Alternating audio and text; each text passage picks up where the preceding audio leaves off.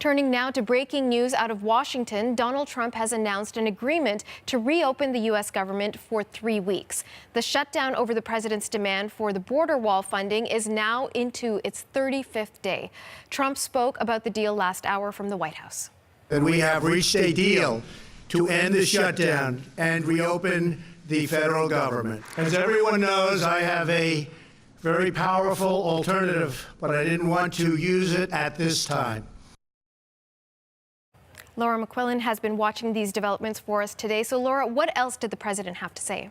Natasha, we heard Trump just not long ago at all saying the government will reopen for 3 weeks. That's till February 15th, and that those workers who've been furloughed or have been working unpaid will get back pay as soon as possible. Now, the details of what this deal might look like still up in the air. Trump announcing that both sides, the Democrats and Republicans in both the Senate and the House, are going to form a bipartisan committee where they're going to look again at border security. They're going to be taking requests from Homeland Security and from law enforcement, as well as looking at humanitarian assistance for those people who are trying to cross the border into the US. So all of that is going to be looked at by a committee. We are hearing from Trump he's going to sign legislation hopefully today, and that he's asked Senate Leader Mitch McConnell to take that to the Senate floor immediately. That debate in the Senate is getting underway on reopening the government, and we are hearing there will be a vote on that today, so could be reopened later today. Now, in terms of this committee, they will look to put together a Homeland Security package with a view to making that law shortly, but exactly what they're going to get in that is unclear. The Democrats sticking to their guns. They do not want a wall. Trump saying he still does, and he's keeping that in his back pocket, that option of a national emergency. Here's a bit more of what he said.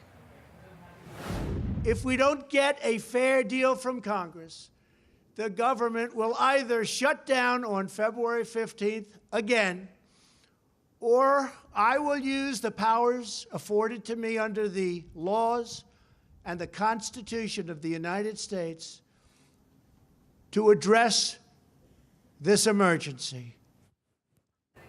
So there you go, Trump saying another shutdown is possible just 3 weeks from now if he doesn't get what he wants out of those talks. We've heard just minutes ago from the Democratic Senate leader, the minority leader there, Chuck Schumer, saying that Democrats will not support a wall, but he does believe both sides can negotiate in good faith. They can reach some common ground in those talks over things like new technology on the border, also stronger security at ports of entry. But he says he does not want to see another shutdown. Here's a bit more of what he had to say this afternoon.